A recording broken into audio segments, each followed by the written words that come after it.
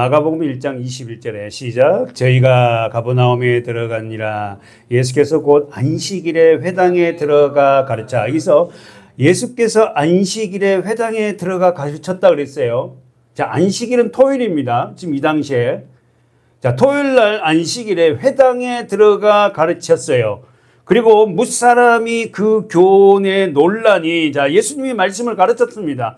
가르쳤더니 그 회당에 들어있는 사람들이 교훈에 놀랐어요. 이는 그 가르치는 것이 권세 있는 자와 같고 서기관들과 같지 아니함이라. 그런데 보십시오. 23절. 마침 저희 회당, 자, 동그라미 쳐봐요. 회당에 더러운 귀신 들린 사람이 있어 소리질러 가로되. 회당 안에 예배를 드리고 있는데 그 예배 드린 자 중에 귀신 들린 자가 있다. 회당 안에 같이 예배를 드리는 중에 귀신 들린 자가 있어 소리질러요. 그러면서 24절에 뭐라면은 나사렛 예수여 우리가 당신과 무슨 상관이 있나이까? 우리를 멸하러 왔나이까? 나는 당신이 누구인 줄 아노니 하나님의 거룩한 자니라.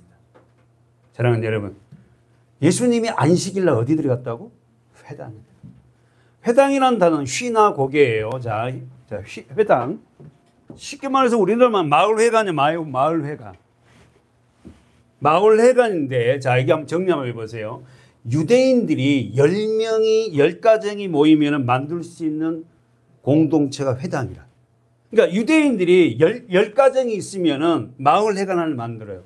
그래서 그 마을회관을 만들어서 마을회관에서 뭐 하냐면은 직장 갔다 와서 회관에 와서 뭐 합니까? 기도도 하고 또 회당에서 회의도 하고 또 무슨 누구 집에 잔치가 있대요 하고 막 이렇게 알림도 주고 그리고 안식일 날 회당에서 뭐 한다?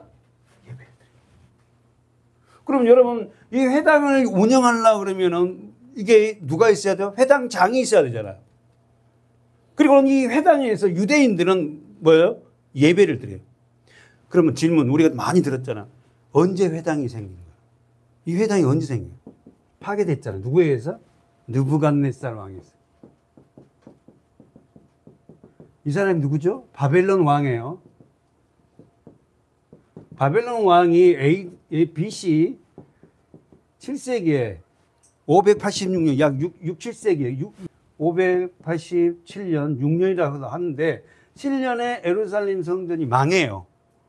다시 말해서 바벨론 왕이 유대 이스라엘 나라를 정복한다고요. 그리고 다 흩어버려요. 그때 유대인들이 다 흩어집니다. 이스라엘에서 다 흩어져요. 흩어져서 뭐 아시아로 흩어지고 아프리카로 흩어지고 유럽으로 흩어지고 흩어진 유대인들이 산 곳에는 반드시 뭘 세우냐? 이 회당을 세운 거예요.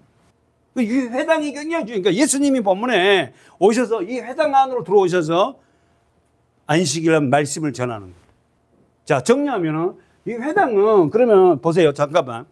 이 회당을 그러니까 마을 회관을 이걸 유대인들이 10명의 가정 10가정이 되면 세울 수 있어요. 두 번째.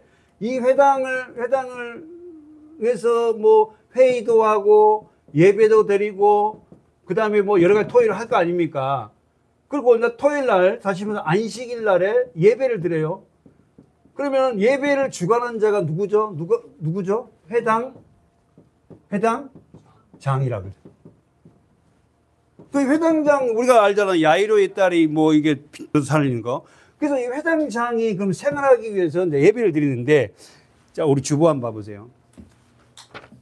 첫 번째 우리 주보의 시작이 어떻게 되죠? 예배 시작이 묵도합니다. 그죠? 두 번째 기원하요. 목사님이 기원을 해요. 그러니까 제가 무슨 얘기냐면은 이 주보가 이렇게 순서 나열이 언제냐면 이때부터 되어진 거예요. 이걸 설명하려고. 목사님 성격이 꼼꼼하잖아. 할렐루야. 그러니까 우리가 좀 뭔지 묵도하고 또 기원하고 뭐 사도신경하고 또 뭐 하고 뭐 말씀 전하고 헌금하고 축도하고 막 이렇게 하잖아. 이게 이때부터 된 거예요. 이때부터. 예배 형틀이. 자, 처음에 회당에서 예배 드린다 한번 써보십시오. 자, 시편을 낭독해요. 오늘 교동문 시편 낭독했어요? 시편 몇 편 낭독했어요? 성수교도? 시편 118편 1절 7절 했죠. 이게요 3000년 전에 유대인들도 이대로 한 거야. 그러니까 무슨 이야기냐면 제가 3,000년 전에 유대인들이 드리는 예배를 우리는 그대로 좀 드리고 있는 거예요. 이게 얼렁뚱땅해서 이게 성시교동 오늘 시편 118편 1절에서 8절에 했잖아요. 이게 그렇게 된 게 아니란 말이에요. 예? 처음에 이들이 시편을 낭독해요. 요걸 우리는 뭐라고 한다고? 교동문이라고 그래요. 그러면 시편을 낭독하고 나서 뭐 할까? 기도하겠잖아요.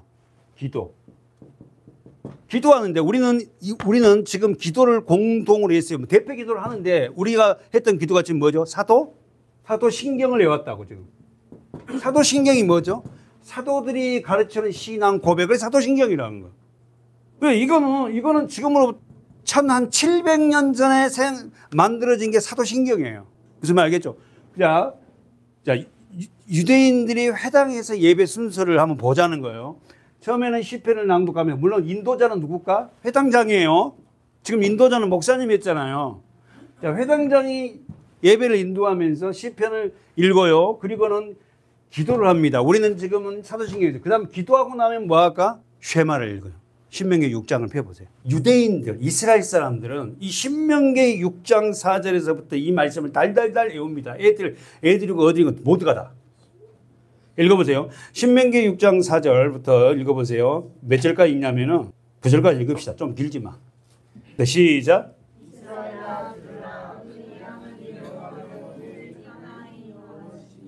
너는 마음을 다하고 힘을 다하여 오늘날 내가 내게 명하는 마음에 새기고 가르치며 길에 행할 때든지 일어날 때든지 너는 또 그것을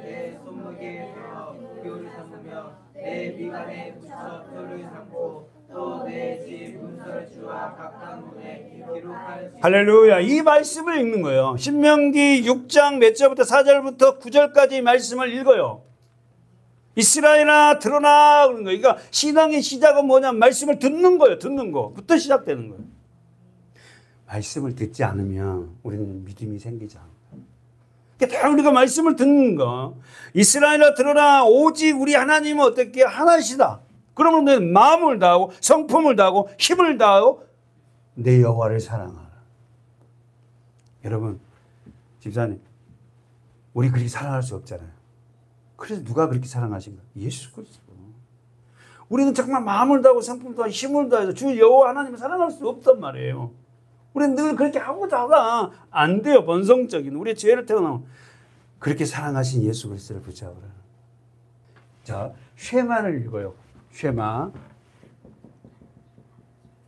신명기 몇 장? 6장 몇 절부터? 4절부터 몇 절? 9절까지를 매 안식일마다 읽는다고. 이 애들. 그러니까 아이들에게 이걸 읽혀요. 집에 있을 때도 어쨌든 네 생활 속에서 늘 이 말씀이 아이들을 따라가도록. 그리고 이 쉐마를 읽고 나서 그 다음에 뭐 하냐면은 이제 설교를 합니다. 설교는 누가 하냐?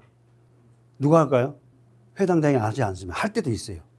근데 설교를 할 수 있는 어느 정도 주의가 있는 사람 아니면은 나그네라도 아무나 시킨 게 아니라 회당장이 판단해서 설교할 수 있는 사람을 설교시켜요. 예수님이 이 설교를 합니다. 한번 보세요. 누가복음 신약성경 누가복음 4장.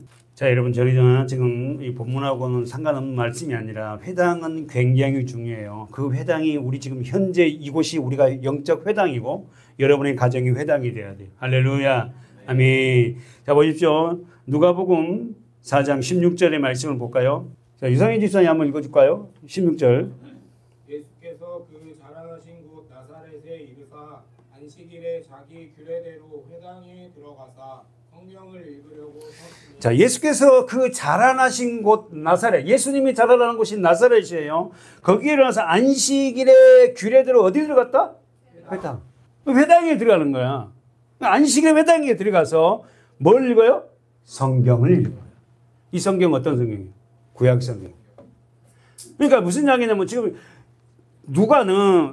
누가복음의 기록자 누가는 앞뒤 문맥을 다 뺐지만은 예수님이 회당장이 보기에도 성경을 읽을 수 있는 그런 위치에 있는 분이라고 판단한 거예요. 저도 그러잖아요. 여러분이 이렇게 볼 때, 어느 집사 누구는 하나님의 말씀을 나와서 간증해도 읽어도 될 믿음이 된다는 걸 회당장이 알듯이. 예수님이 그 회당장에 들어가서 말씀을 빼서 읽습니다. 어떤 말씀을 읽었다고? 17절. 다 같이 시작. 선지자 이사야의 글을 드리거늘 책을 펴서 이렇게 기록한 데를 찾으시니 곧 주의 성령이 내게 임하셨으니 이는 가난한 자에게 복음을 전하게 하시려고 내게 기름을 부으시고 나를 보내사 모르는 자에게 자유를 눈먼 자에게 눌린 자를 자유케 하고 주의 은혜의 해를 전파하게 하려 하심이라 하느니라. 이사야서를 하는 예수님이 읽어요. 자, 그러니까 그러면 회당에서의 안식일 날 예배 순서는 첫 번째 시편 교동문을 읽고 대표 기도를 하고 쉐마 신명기를 읽고 그 다음에 설교 합당한 자가 성경 읽고 설교를 하고 나서 그 다음에 뭐가 있을까? 이제 설교를 했어요. 그 다음에 뭐가 있을까? 헌금 순서가 있죠. 그래서 이 헌금을 가지고 이 회당을 유지하고 보수해야 되잖아요. 그럼 회당장에게도 사례비를 줘야 되잖아요. 그래서 여기서 헌금을 하면서 11조와 구제와 이런 헌금을 해요. 그 헌금을 가지고 마지막 헌금 기도를 하고 축도를 합니다. 축도는 우리가 알듯이 민수기죠. 한번 보세요. 민수기 6장 23절. 자, 축도입니다. 자, 24절부터 축도인데 23절부터 읽어보세요. 시작. 아론과 그 아들들에게 고하여 이르기를 이스라엘 자손을 위하여 이렇게 축도하여 이르자. 이렇게 축도하라 했어요. 그럼 어떻게 축도하라? 24절부터 축도하는 거예요. 목사님이 마지막에 교회 우리 마지막에 축도하잖아요. 그 축도가 이 축도예요. 시작. 여호와는 내게 복 너를 지키기를 여호와는 비추사 은혜 베푸기를 원하며 여호와는 그 얼굴을 내게로 향하여 드사 평강 주시기를 원하노라 할지니라 하라. 할렐루야. 축도 내용이 이 세상에서 우리가 잘 먹고 우리 자녀들 잘 되게 해주고 부자 되게 해주고 높아되게 해주고 이런 말 하나도 없어요. 우리 자녀들에게 뭘 주라? 평강을 달라는 거예요. 은혜의 빛을 비춰달라는 거예요. 우리가 살 수 있는 건 하나님의 은혜의 빛이 예수 그리스도 말씀 그걸 우리들에게 비춰달라는 거예요. 그 말씀이 오면 우리가 깨닫고 우리의 삶 속에 평강의 삶을 살 수 있다는 거예요. 그러니까 우리가 기도가 하나님 앞에 뭐 이것저것 막 해달기보다도 하나님 내게 은혜의 빛을 나에게 더 비춰주시고 예수 그리스도를 알게 하시고 말씀을 더 깨달게 하셔서 내 삶이 우리 가정이 자녀들이 진짜가 평강이 뭔지를 알게 해주십시오. 이런 기도가 해야 된다는 거지. 근데 이 기도가 매 자기의 유익. 예? 이 한국교회가 우리 기도가 너무 잘못됐다는 걸 우리가 깨달아야 돼. 어련히 우리에게 필요한 것들이 뭔지를 아시는 그 하나님이시잖아요. 사랑하는 여러분, 여호와는 내게 복 주시고 여기서 복 바라크라 그랬잖아요. 무릎을 꿇으라는 거예요. 하나님이 우리에게 복을 준 자들은 하나님 앞에 무릎을 꿇습니다. 그리고 너를 지켜요. 뭘 지킨다는 거예요? 우리의 삶을 지켜주고 여호와는 그 얼굴로 내게 비추사 은혜 베푸기. 자, 언더란 쳐보세요. 은혜 베푸기를 원합니다. 은혜란 게 뭐라고? 나의 행위와 상관없이 하나님부터 일방적으로 주신 것. 내가 뭘 하니까 주는 게 아니라 하나님이 그냥 부어주신 것. 그게 은혜. 자, 이렇게 해서 마지막 이렇게 축도를 끝냈습니다. 그러면 여러분 우리 예배 순서는 어떻습니까? 비슷해요? 우리도 어떻게 시편 교동문 읽었잖아요. 그러니까 지금으로부터 약 3,000년 전에 예배드리는 예배나 지금이랑 거의 비슷해요. 이 과정 속에서 지금 이렇게 마지막 이렇게 축도로 끝나는 거예요. 근데 우리는 있잖아요. 우리 교회는 그런 일이 없지만 성도들이 많은 교회는 축도하기 전에 막 다 도망갑니다. 없어져요. 빨리 가야 돼. 그리고 예배도 이 설교 있잖아요. 설교. 가장 중요한 게 이 쉐마, 이 설교가 중심이잖아요. 여기에 집중을 해야 돼. 여기에 집중을 하지 않아. 우리 교회는 그런 일이 없지만 예배를 예배다운 예배를 드리는 우리 교회가 됩시다. 집중해야 된다고. 이게 돼야 된다. 사랑하는 여러분, 써보십시오. 물은 높은 곳에서 낮은 곳으로 흐릅니다. 물은 높은 곳에서 낮은 곳으로 흐르요. 제가 몇 번 말씀드렸죠? 내가 높아지고 내 뜻과 내 계획이 먼저 우선 높아지면 하나님의 은혜가 우리에게 들어오지 않는다는 겁니다. 그렇다면 하나님께서 선택된 저와 여러분에게, 택한 자녀들에게 우리를 말씀을 먹이기 위해서 우리를 낮아지게 해요. 그래야만 우리 안에 물이 흘러들어오잖아요. 내 마음이 교만해져서 높아지고 제가 자주 쓰는 이야기 뭐죠? 왕대에서 주인대에서 살면요, 절대 설교 시간에 말씀이 내 안에 들어오지 않습니다. 내가 낮아지고 내가 오늘 예배에 와서 하나님 말씀을 듣고 그 말씀으로 내가 살아야 되겠다는 이런 마음을 가질 때 우리 안에 말씀이 들어가거든요. 예배에 와서 여전히 다물고 있고 내가 내 헛생각으로 내 주인된 생각 갖고 있으면 아무리 여기서 강대상에서 말씀을 전한다는들 말씀이 내 안에 들어오냐고. 안 들어오지. 그래놓고 예배 드렸다. 하나님께서는 택한 자녀들에게 그 은혜의 말씀을 먹이려고 뭐합니까? 그 말씀을 먹이려고 택한 자들에게 했던 건 뭐예요? 낮아지게 해야지. 그러면 여러분의 삶 속에 내가 언제 낮아졌어요? 고난과 역경이 오면 낮아집니다. 고난과 역경이 오지 않으면 인간은 절대적으로 내가 누구를 붙잡지 않아요. 그럼 내가 고난과 역경과 환난이, 어려움이, 내게 병이 생긴다든지 자녀 문제가 된다든지 사업 문제가 된다든지 여러 가지 문제가 생길 때, 그때 우리 인간은 당연히 믿는 자들은 하나님 붙잡아요. 하나님 좀 붙잡다. 그러면 고난과 역경은 역으로 얘기하면 더 축복이네. 하나님을 붙잡을 수 있는 기회잖아. 그죠? 그러니까 하나님의 자녀는 절대 하나님이 그렇게 내버려두지 않습니다. 시편 119편. 제가 안 갈라 했는데 가봅시다. 제가 자주 보는 말씀이지만 119편, 시편 119편. 119. 우리 문제가 생기면 119에 전화하잖아요. 그래서 119 집사님 119편 71쪽입니다.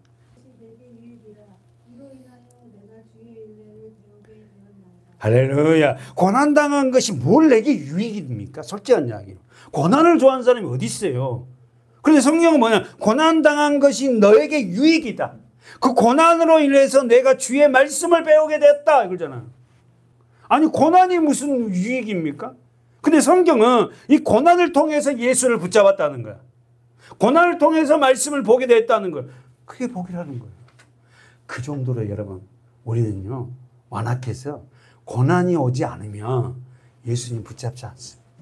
그래서 사랑하는 자녀들에게, 하나님이 멀리 떨어진 그들에게 하나님은 고난을 주셔서 하나님을 붙잡게 한다고. 하나님을 붙잡게 한다는 게 뭐냐면 성경을 보게 된 거란 말이에요. 갈라디아서 2장을 보면 조금 어려울 수 있지만 한번 보십시오. 갈라디아서 2장 19절. 좋은 부분 한번 읽어줄래요? 내가 율법으로 말미암아 율법을 향하여 죽었나니 이는 하나님을 향하여 살려 함이니라. 하나님 앞에 살려면 율법에선 죽어야 된대. 이 누가 얘기한 거야? 사도 바울이잖아. 율법의 최고의 수장이잖아요. 내가 하나님 앞에 살려고 율법대로 살지 않는다는 거예요. 율법대로. 그러면서 읽어보세요. 20절. 우리 암송 구절이죠. 내가 그리스도와 함께 십자가에 못 박혔나니 그런즉 이제는 내가 산 것이 아니요 오직 내 안에 그리스도께서 사신 것이라. 내가 그리스도와 함께 십자가에 못 박혔나니 과거 완료예요. 이미 못 박혀 죽었대요. 조은성 성도님은.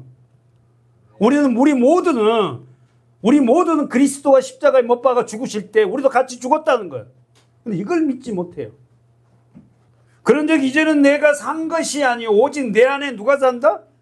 그리스도께서 사신다. 예수가 우리 안에 살고 있으면 어떤 일이냐? 예배가 되고 싶고 성경을 알고 싶고 기도도 때로는 하고 싶고 하나님에 대해서 알고 싶고 내 안에 그리스도가 들어오시면 이 성경에 관련된 부분을 알고 싶어하고 교회가 그리워지고 예배를 좀 아주 예수 그리스도가 내 안에 들어오면 나타나는 현상이에요. 그러니까 지금 바울은 그렇게 얘기하는 거예요. 이제는 내가 산 것이 아니고 내가 그리스도 앞에서 새롭게 산 것이다. 이제 내가 육체 가운데 사는 것은 나를 자랑하자 나를 위하여 자기 몸을 버리시 하나님의 아들을 믿는 믿음 안에 산다. 여러분 자신이 스스로가 잘 알아요. 내가 믿음이 있다 없다. 믿음이 있다는 것은 뭐죠? 그리스도 안에 살고 있다는 증거잖아요. 아니 그 믿음이 크든 작든 간에 더 이야기를 하면은 정리하면은 오직 내 안에 그리스도께서 사신 것이라 이제 내가 육체 가운데 사는 것은 보세요 성경 나를 사랑하사 나를 위하여 자기 몸을 버리신 하나님의 아들을 믿는 믿음 안에서 하는 거. 언더라인 쳐봐요. 하나님의 아들을 믿는 믿음 안에서 하는 것이다. 그러면 여기서 하나님의 아들을 믿는 믿음 안에 산다 이렇게 고백하잖아요. 그러면 우리가 사는 이유가 뭐다고? 우리가 삶의 목적이 뭐예요? 하나님의 아들을 믿는 믿음으로 사는 게 우리 삶의 목적이 돼야 돼. 다시 한번. 우리 삶의 목적이 세상에서 부자 되고 세상에 높아지고 많은 부동산을 쳐 이게 목적이 아니라 그건 하나의 삶의 육적인 한 부분이잖아요. 우리의 삶의 목적이 하나님의 아들을 믿는 믿음 안에 사는 것. 이게 우리의 삶의 목적이 되어야 되고 목표가 되어야 돼요. 그리고 그리스도인들이 하나님의 아들을 믿는 믿음 안에 살려 하지 않고 다시 말하면 이 말을 바꾸면 뭐죠? 좋은 성분이? 말씀 안에 살지 않는 것. 그 말씀 안에 살려 하지 않고 있다는 것은 내 삶의 목표가 아직까지 그리스도와 함께 되지 않았다는 거예요. 우리 교회 성도들이 이전에 삶의 목표가 정확하게 돼야 될 줄 믿어요. 우리 삶의 목표가 어떻게 된다? 하나님의 아들을 믿는 믿음 안에 사는 것. 아니 어떻게 성경이요? 어떻게 이렇게 정확하게 우리에게 얘기해 주는데 왜 이걸 우리가 모르고 살았을까? 아니 우리 삶의 목적이 하나님의 아들을 믿는 믿음 안에 사는 걸 그 하나님의 아들을 믿는 믿음 안에 살기 위해서 우리가 돈도 벌고 우리 아이들 학생 우리 공부도 가르치고 또 우리 아이들이 잘하는 무용도 잘하는 무용도 가르치고 뭐 컴퓨터도 가르치고 근데 그거의 목적이 아니라 어떤 세상이 높아지기 위한 수단으로 그걸 해야 된다면 우리가 잘못 설정하고 있다는 거예요. 하나님의 아들로서의 자녀로서의 삶을 살기 위해서 우리가 이런 부분들을 하고 있다는 거예요. 아멘이세요? 아멘. 하나님의 아들다운 하나님의 딸다운 삶을 살기 위해서 그 믿음으로 살기 위해서 우리는 그런 삶을 살기 위해서 이게 세상 사람이 생각한 거하고 우리는 다릅니다. 돈을 버는 목적, 공부해야 할 목적, 살아갈 이유. 근데 이거는 거꾸로 돼가지고 뭔 세상 걸 자기가 이루고자 하는 목적이 이루어질 때 교회를 가겠대. 아닙니다. 내가 이루고자 하는 목적을 이루고 나서 하면 이거 가겠다는 거야. 이건 기독교이냐? 이건 신앙이냐? 이건 세상 사람. 우리는 이걸 바꿔야 돼. 할렐루야. 여러분, 그렇게 믿음으로 살아가려는 사람이 많지 않습니다. 그러나 우리는 그런 믿음으로 살아가는 우리 서문화 교회 성도들이 돼야 돼. 많지 않지만. 갈라디아서 왔으니까 6장 가보세요. 6장 14절. 시작. 그러나 내게는 우리 주 예수 그리스도의 십자가 외에 결코 자랑할 것이 없으니 그리스도로 말미암아 세상이 나를 대하여 십자가에 못 박히고 내가 또한 세상을 대하여 그러한 14절에 동그라미 쳐놓고요. 우리의 자랑이 어떤 거냐? 물론 세상 것도 자랑을 해야 되죠. 그러나 진짜 자랑은 나를 위해 십자가에 못 박혀 돌아가신 예수 그리스도. 나를 구원하신 그분을 자랑하라. 아멘. 사랑하는 여러분 질문 한번 볼까요? 그렇게 어떻게 높은 자리에서 내려올 수가 있습니까? 환난과 역경. 다시 한번 우리가 지금 갈라디아서 지금 시편 119편 갈라디아서 2장 그다음 갈라디아서 6장을 읽었어요. 사랑하는 여러분 우리가 선택된 우리들에게 높은 자리에서 하나님 내려오게 하세요. 우리를 어떻게 무엇으로 우리를 내려오게 한다고? 환난과 역경을 통하여서 우리를 내려오게. 두 번째, 왜 우리를 낮은 자리로 내려가게 하죠? 지금 말은 하나님의 생명의 말씀을 먹이고 하나님의 아들을 믿는 믿음 안에 살게 하려고. 왜 우리를 그 높은 자리에서 자존심 상하게끔 만들기도 하고 우리가 뭐가 잘 안 되게 하고 내려오게 만들죠? 예, 하나님의 아들을 믿는 믿음 안에 살게 하려고. 여러분, 그렇게 살아가는 사람이 많지 않다지만 있습니다. 믿음대로 살아보려고. 그건 잘 안 돼서가 문제지. 보세요. 본문 가보세요. 마가복음 1장 35절, 1장 35절 읽어보십시오. 새벽 오히려 미명에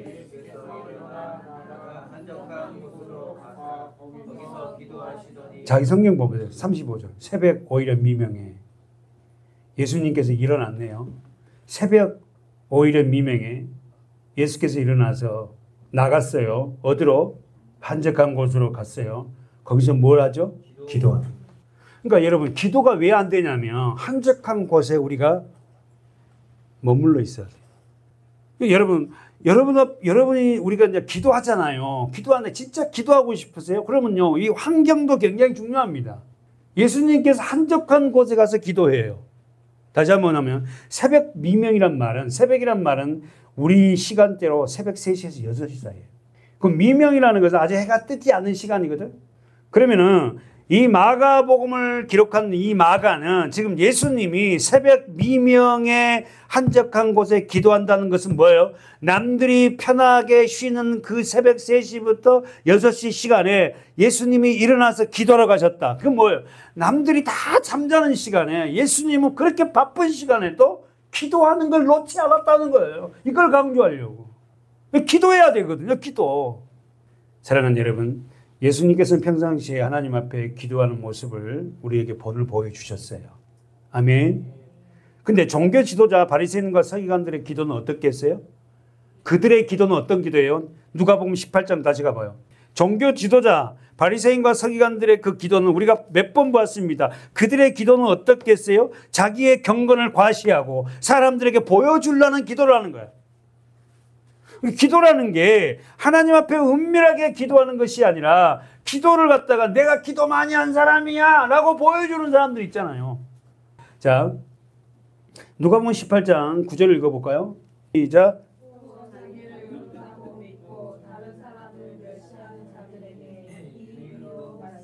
계속.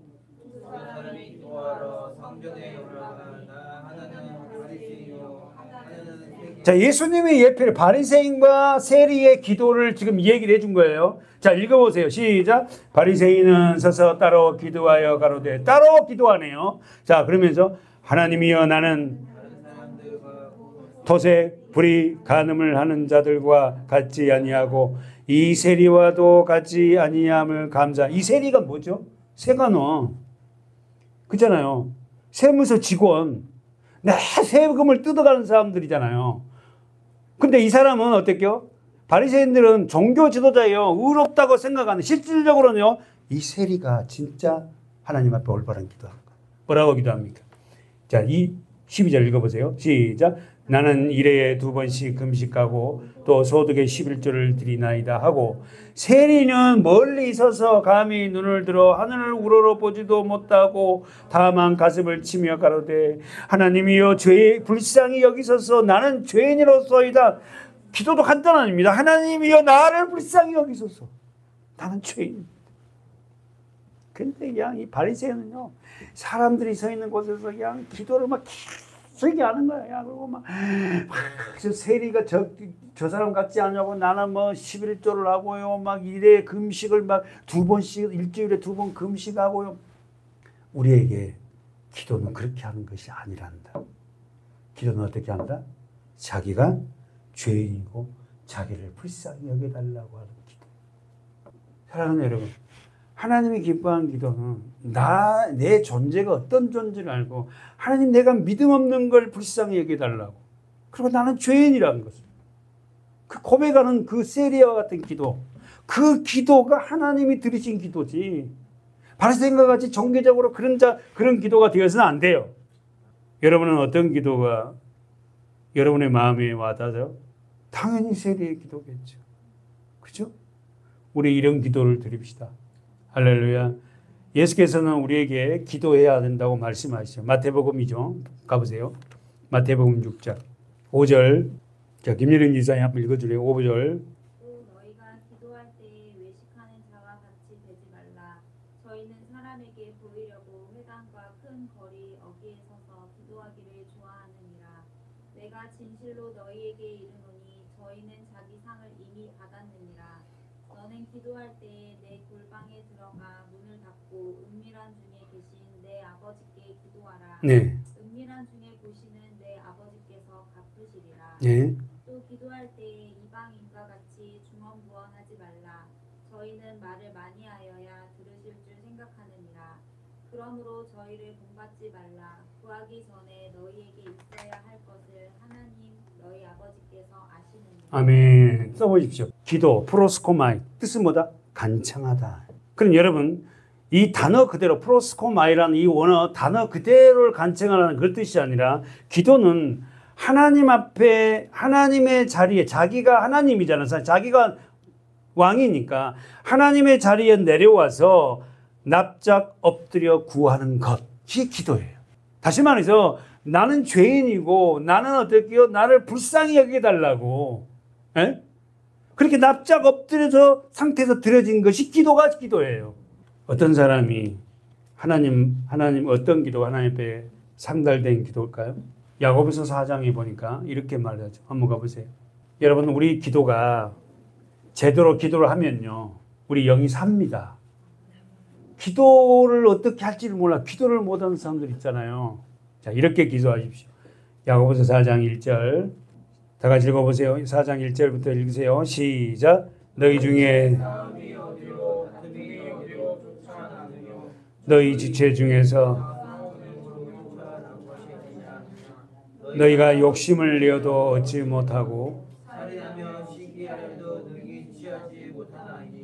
너희가 다투고 싸운도다. 자, 언더라인. 너희가 얻지 못하면 구하지 아니하며 시작. 3절 시작. 구하여도 받지 못하면 정욕으로 쓰려고. 자, 기도하여도 3절 보십시오. 기도하여도 받지 못한 것은 무엇 때문입니까? 정욕으로 쓰려고 잘못 구합니다. 그런 기도는 하나님이 응답하지 않습니다. 써보십시오. 우리의 기도가 응답되지 않는 첫 번째, 구하지 아니함이고, 두 번째, 정욕으로 잘못 구합니다. 기도는 해야 되는데 왜 기도가 응답되지 않는가?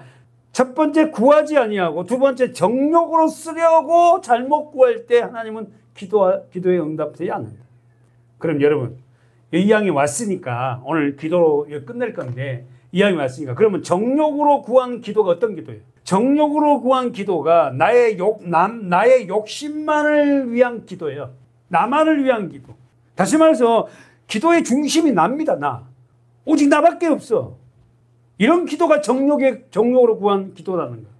정리하면 써보십시오. 나의 변화와 성숙이 되지 않는 자가 드린 기도. 써보세요. 변화와 성숙. 내가 변화되지 않고 내가 믿음으로 성숙되지 않고 드리는 기도가 정욕으로 구한 기도예요. 그런 자가, 다시 한번 두 번째 보세요. 거룩이 우선되지 않은 상태에서 드려진 기도. 우리는 이미 잘 압니다. 내가 변화되고 성숙하게 되기 위한 것은 딱 한 가지. 예수 그리스도 십자가를 통과하는 자가. 자신이 전혀 변화되지 않으면서 자신의 필요를 구하는 기도. 다시 한번. 자신이 전혀 변화되지 아니하면서 자신의 필요를 구하는 기도가 정욕의 기도. 우리가 먼저 변해야 돼. 그러면 내가 어떻게 변해요? 예수 그리스도 십자가가 아니면 내가 변할 수 없지 않습니까? 말씀이 내게 들어오지 않으면 내가 변할 수 없잖아요. 그러니까 예수 그리스도 십자가와 말씀을 모르는 상태에서 드려진 모든 기도가 중심이 나예요. 이 기도를 정욕으로 구한 기도다. 사랑하는 여러분, 육신적인 필요를 구하는 기도는 잘못된 기도죠. 먼저 내가 변화되고 내가 상황이 바뀐 상태에서 드린 기도가 돼야 돼요. 내가 변화되지 않고 드리는 기도는 정욕으로 구한 기도. 누가복음 11장 다시 가보세요. 누가복음 11장 1절 읽습니다. 시작. 예수께서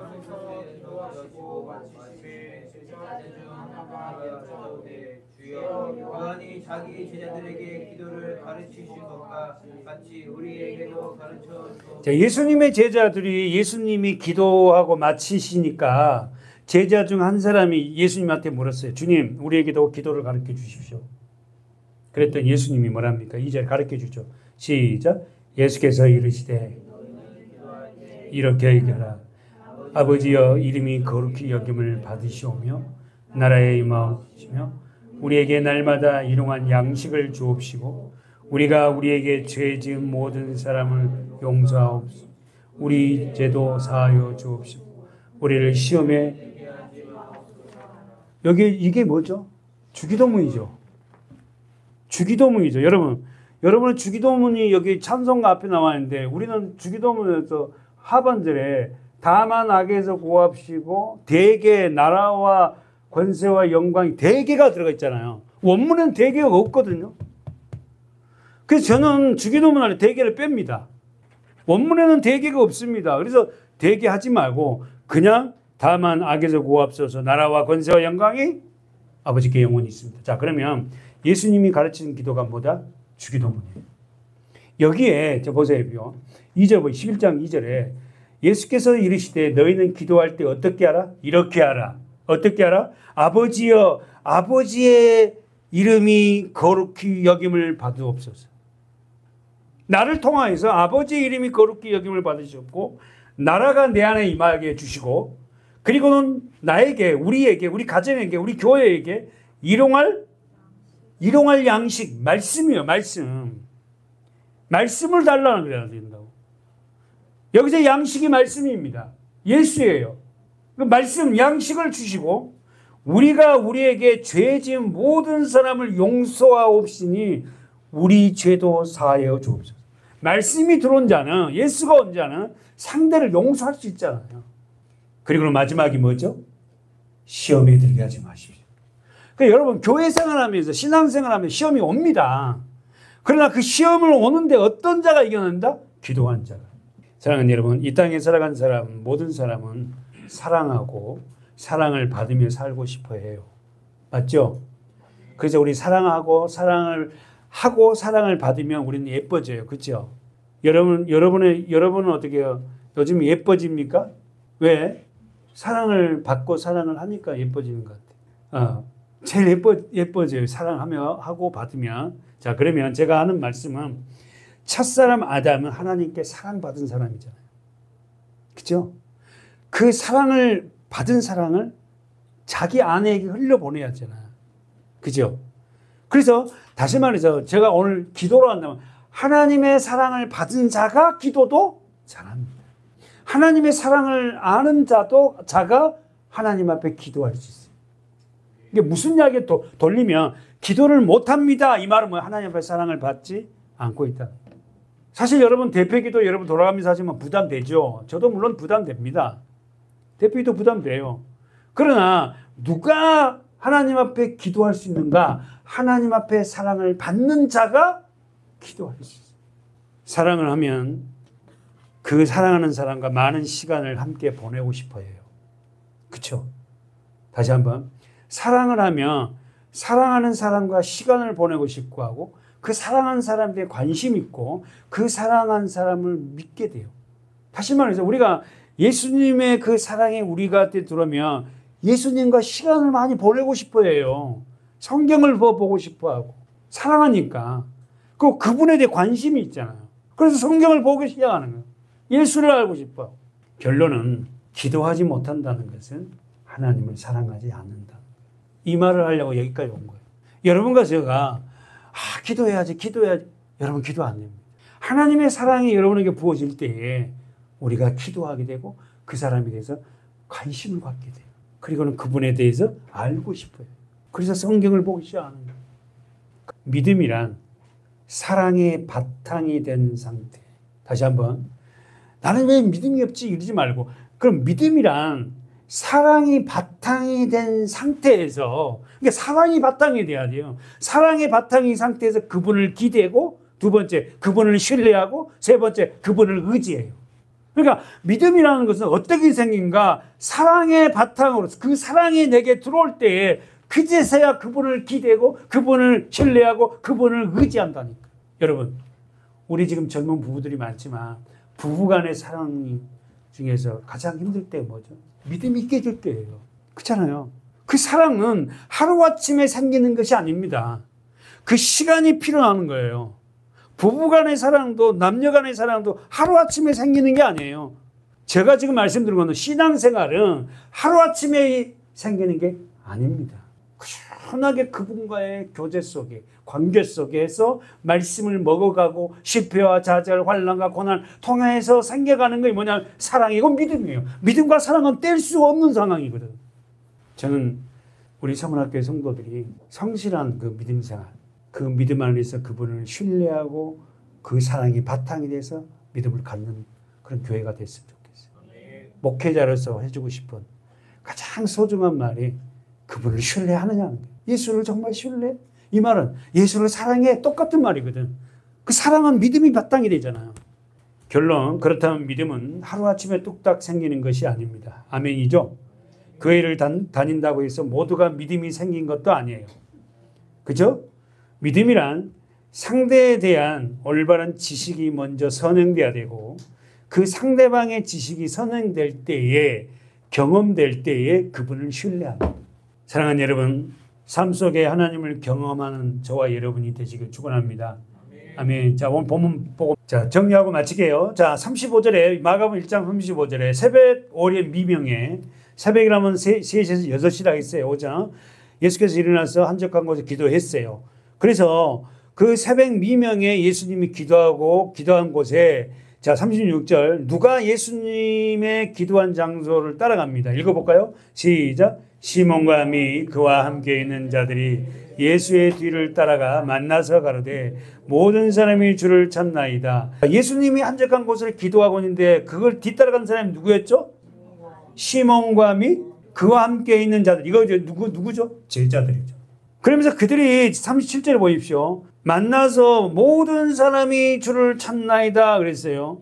그러면 여러분, 시몬의 집에 머물고 계셨던 예수님이 새벽 이른 아침에 기도하러 나갔어요.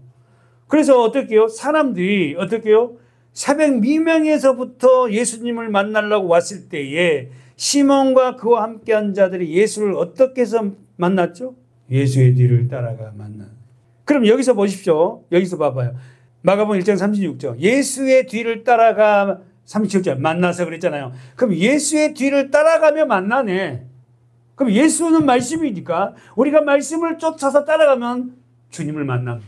사랑하는 여러분, 시몬 베드로와 함께한 자들이 제자들이 하나님께 한적한 곳에서 기도하고 계신 예수님을 찾아간 이유가 뭡니까?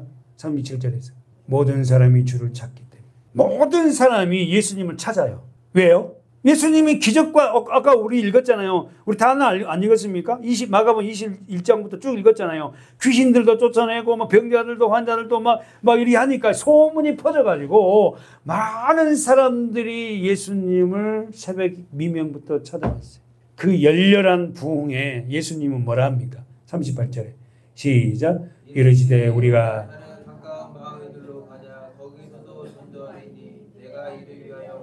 38절 보세요. 37절에 모든 사람이 주를 찾습니다. 빨리 시몬의 집으로 갑시다. 그러니까 예수님이 뭐라냐면은 이르시되 우리가 다른 가까운 마을로 가자. 시몬의 집으로 가지 말고 다른 집으로 가자. 거기서 전도하려니 내가 이 일을 위하여 왔노라. 시몬의 집으로 안 가요. 왜요? 그런 예수님은 그들에게 그런 열렬한 환영을 받으려고 오신 분이 아니죠. 전도가 뭐예요? 전할 전자, 말씀 도자. 말씀을 전하는 게 전도예요. 할렐루야. 저는 지금 여러분 설교도 하지만 여러분에게 뭐 하고 있어요? 전도하고 있다고. 말씀을 전하고 있단 말입니다. 그러니까 예수님의 목적은 말씀을 전하라고 오신 거예요. 아멘이죠? 네. 어떻게? 다른 마을, 가까운 마을. 여기 이 마을이라는 건 촌락이잖아요. 역사학자 요세푸스는 이 당시에 갈릴리에 있는 마을들이 약 200여 개가 있겠대. 200여 개. 그러니까 얼마나 많은 마을들이, 조그마한 마을들이 있겠어요. 그곳에 가서 말씀을 전해야 되겠다는.